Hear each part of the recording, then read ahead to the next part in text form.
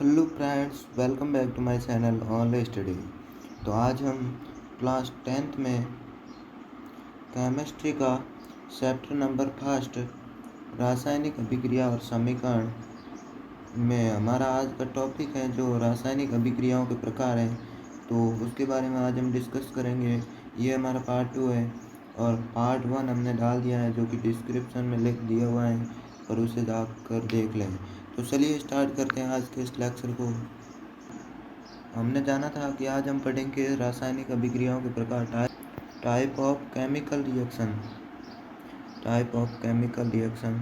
तो संयोजन अभिक्रिया सबसे फर्स्ट नंबर है। संयोजन अभिक्रिया पहले नंबर पर है।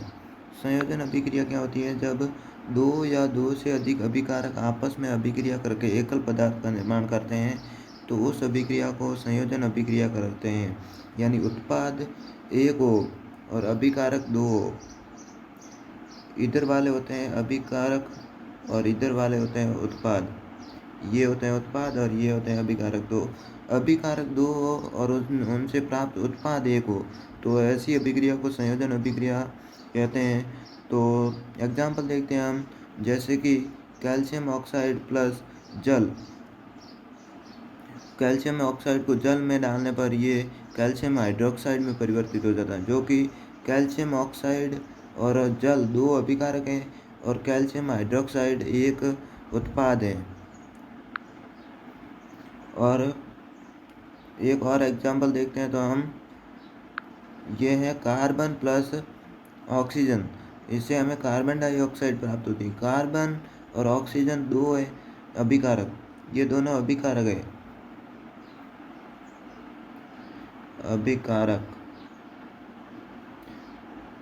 ये याद रख लेना, जिनकी अभिक्रिया हो रही है उन्हें अभिकारक कहते हैं और जो प्राप्त होता है उसे उत्पाद कहते हैं। जो कि ए और बी दोनों अभिकारक है और सी जो प्राप्त होता है वो उत्पाद प्राप्त होता है, जो कि एक प्राप्त होता है एकल, और कार्बन और ऑक्सीजन जो ए बी है वो दो है अभिकारक। तो अभिक्रिया के बारे में बात करते हैं। अगली हमारी अभिक्रिया है वियोजन अभिक्रिया। एक अभिक्रिया जिसमें एकल अभिकारक दो या दो से अधिक उत्पाद बनाते हैं उन्हें वियोजन यानी खंडित करना, अपघटन, तोड़ना। जो कि इसमें एक अभिकारक और दो उत्पाद प्राप्त होंगे, यानी ए को तोड़ने से बी और सी प्राप्त होंगे, बी प्लस सी।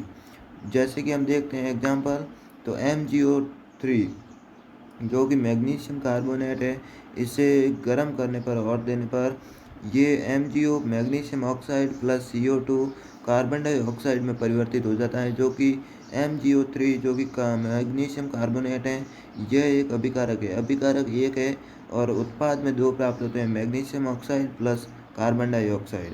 ये वियोजन अभिक्रिया है। तो वियोजन अभिक्रिया के भी कुछ टाइप होते हैं, जैसे कि वियोजन अभिक्रिया एक तो गर्म करते हैं, एक प्रकाश। उसमें कौन कौन सी ऊर्जाएं काम आती है? जैसे कि पहले नंबर पर है प्रकाश ऊर्जा, यानी वियोजन अभिक्रिया में प्रकाश ऊर्जा देने पर क्या काम आती है? जैसे कि 2AgCl सिल्वर क्लोराइड को प्रकाश देने पर हमें प्राप्त होगा 2Ag प्लस Cl2 यानी सिल्वर प्लस क्लोरीन, जिसे हम प्रकाश देने पर प्राप्त कर सकते हैं। तो ये वियोजन अभिक्रिया के नंबर फर्स्ट टाइप है जो कि प्रकाश देने पर हमें प्राप्त होता है। और अगला हम देखते हैं ऊष्मा देने पर और विद्युत देने पर। और हम प्रकाश का एग्जाम्पल लेते हैं जो कि है AgBr यानी सिल्वर ब्रोमाइड को प्रकाश देने पर ये सिल्वर प्लस ब्रोमीन बन जाता है, मीन। और ऊष्मा देने पर हमें कैल्शियम कार्बोनेट को ऊष्मा देने पर हमें calcium oxide plus carbon dioxide प्राप्त होता है। अगला देखते हैं, अगला है विद्युत वियोजन यानी विद्युत देने पर। तो 2H2O यानी दो जल के अणुओं को हम विद्युत देंगे तो ये अलग अलग हो जाएंगे, 2 हाइड्रोजन प्लस 2 ऑक्सीजन। तो अगली अभिक्रिया देखते हैं हम। दो अभिक्रियाओं के बारे में हमने पढ़ चुके हैं हम। तो तीसरी अभिक्रिया की बात करते हैं जो कि है विस्थापन अभिक्रिया, यानी विस्थापित करना, एक जगह से दूसरी जगह पर जाना है। तो यह वह रासायनिक अभिक्रिया है जिसमें एक अधिक क्रियाशील तत्व दूसरे कम क्रियाशील तत्व को उसके जलीय लवण विलयन से विस्थापित कर देता है, उसे विस्थापन अभिक्रिया कहते हैं। यानी जलीय विलयन से उसे विस्थापित कर देता है।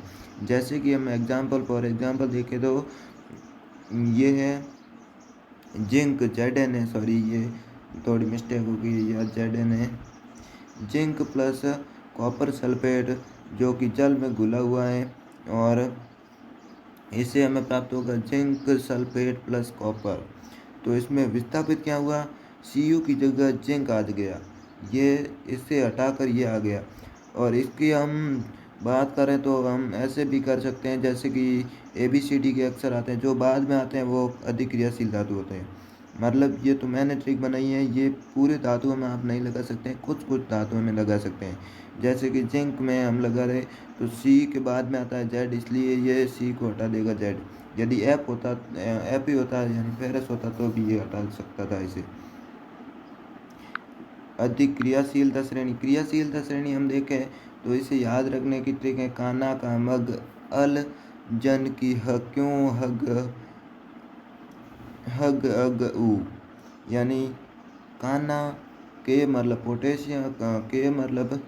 पोटेशियम और Na मतलब सोडियम, का मतलब कैल्शियम, मैग्नीशियम, एल्यूमिनियम, और ये यहाँ पर Zn है, सॉरी यहाँ पर मिस्टेक हो रही है। बाद में Fe, ये लेड या हाइड्रोजन, कॉपर, मरकरी, सिल्वर और सोना। ये ट्रिक है, ये याद कर लेना आप। द्विविस्थापन अभिक्रिया वह रासायनिक अभिक्रिया जिसमें दो अभिकारकों के बीच आयनों का विनिमय होता है। पहले तो खुद तत्व विस्थापित हो रहे थे, अब उसमें आयनों का विस्थापित हो रहे हैं, आयन विस्थापित हो रहे हैं, जो कि एक नया यौगिक बनाते हैं। उस अभिक्रिया को द्विविस्थापन अभिक्रिया कहते हैं।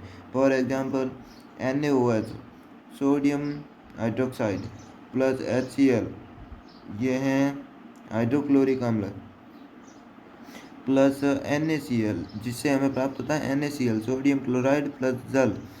और इसमें विस्थापित क्या हो रहे हैं, ये ऋणायन धनायन हो रहा है। जैसे कि OH है तो ये H पर जा रहे हैं और प्लस का इस पर जा रहे हैं, प्लस माइनस हो रहा है और माइनस प्लस हो रहा है यहाँ पर आकर। तो ये है द्विविस्थापन अभिक्रिया। अगले अभिक्रिया की बात करते हैं।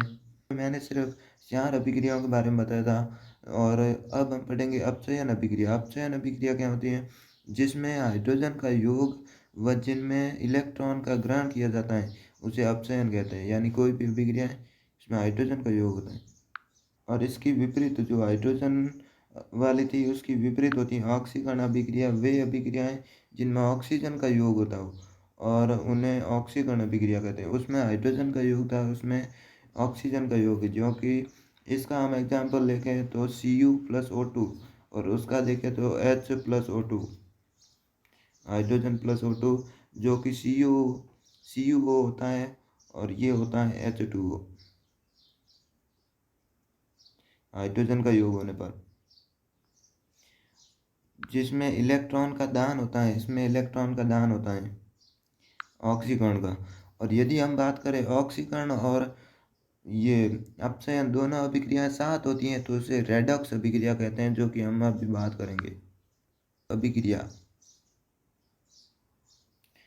अवक्षेप अभिक्रिया वह अभिक्रिया जिसमें एक घुलनशील उत्पाद का निर्माण होता है जिसे अवक्षेप अभिक्रिया कहते हैं। यानी घुलनशील उत्पाद बनता है। जैसे कि सिल्वर नाइट्रेट को हम NaCl सोडियम क्लोराइड में मिलाते हैं तो इससे हमें प्राप्त होता है अवक्षेप, जो कि है सिल्वर क्लोराइड प्लस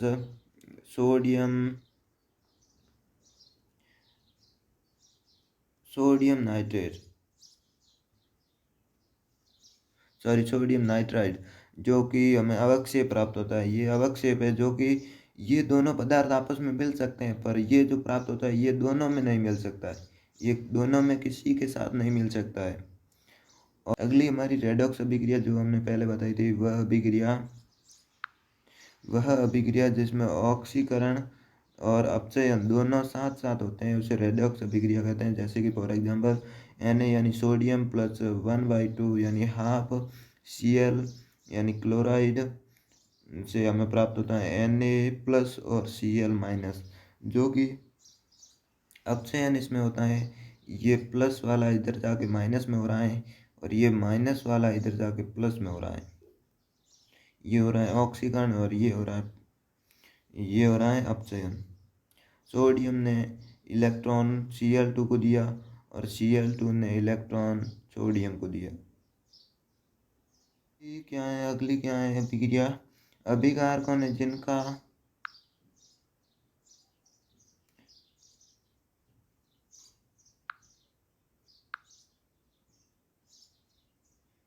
अगली अभिक्रिया है अभिकारकों में जिनका ऑक्सीकरण होता है उसे अपचायक कहते हैं और वे जिनका अपचयन होता है उसे ऑक्सीकरण कहते हैं। इसका उल्टा होता है ऑक्सीकारक और अपचायक, जो कि Na प्लस Cl माइनस 2 और Na प्लस Cl2 माइनस, जो कि इसमें सोडियम जो है वो अपचायक है जिसमें प्लस का धन आयन है और ये Cl है ये ऑक्सीकारक है।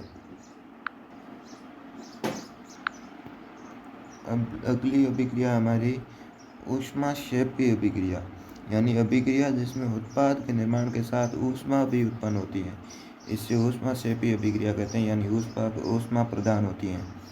और इसका एग्जाम्पल हम देखें तो इसका एग्जाम्पल है मीथेन प्लस ऑक्सीजन से हमें प्राप्त होता है कार्बन प्लस जल, कार्बन डाइऑक्साइड प्लस जल प्लस ऊष्मा। और अगली अभिक्रिया है ऊष्माशोषी अभिक्रिया, जिसमें ऊष्मा का शोषण होता है और ऊष्मा अवशोषित की जाती है। फॉर एग्जांपल CaCO3 को ऊष्मा देने पर हमें ऊष्मा का शोषण होता है, ऊष्मा देने पर यानी ऊष्मा का शोषण होता है, जिससे कैल्शियम ऑक्साइड प्लस CO2 प्राप्त होता है, कार्बन डाइऑक्साइड प्राप्त होता है। तो मिलते हैं किसी नेक्स्ट वीडियो में जल्दी, तब तक के लिए जय हिंद, धन्यवाद।